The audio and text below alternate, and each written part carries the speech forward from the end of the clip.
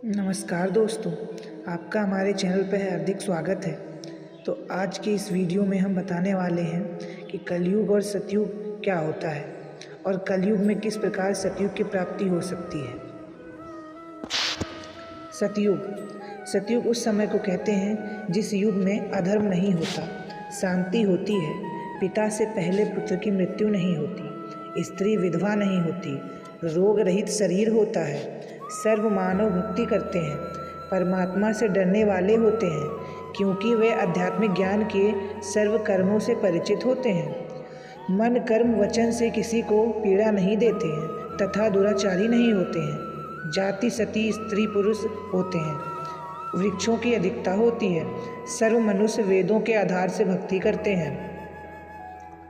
वर्तमान में कलयुग है, इसमें अधर्म बढ़ चुका है।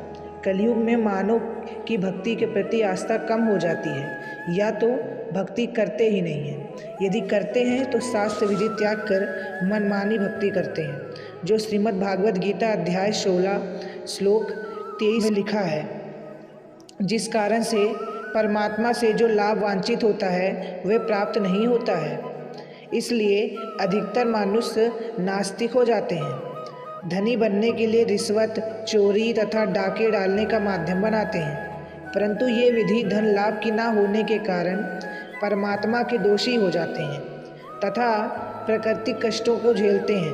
परमेश्वर के विधान को मानव भूल जाता है कि किस्मत से अधिक प्राप्त नहीं हो सकता।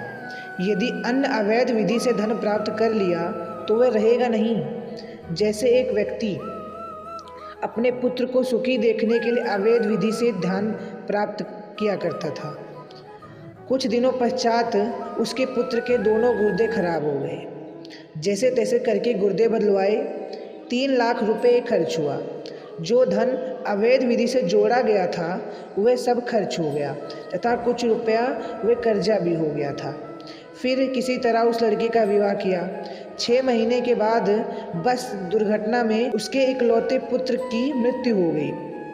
अब ना तो पुत्र रहा और ना ही अवैध विधि से कमाया गया धन। शेष क्या रहा? अवैध विधि से धन संग्रह करने में किया हुआ पाप ही उसके पास अब शेष बचा, जो अभी उसको भोगना बाकी है। उनको भोगने के लिए जिससे पैसे ऐंठे थे उनका पशु, गधा, बैल, गाय आदि बनकर उसे पूरा करना पड़ेगा। परंतु परम अक्षर ब्रह्म की शास्त्र अनुकूल साधना करने वाले भक्त की किस्मत को परमेश्वर बदल देता है, क्योंकि परमेश्वर के गुणों में लिखा है कि परमात्मा निर्धन को धनवान बना देता है।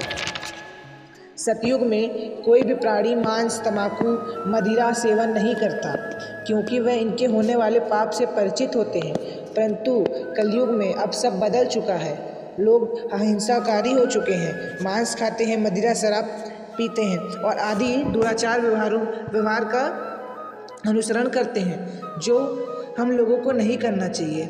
हमें कभी भी कोई ऐसा काम नहीं करना चाहिए जिसकी वजह से किसी दूसरे को ठेस पहुँचे या किसी को बुरा लगे, तथा हमें कभी भी किसी के साथ गलत व्यवहार नहीं करना चाहिए।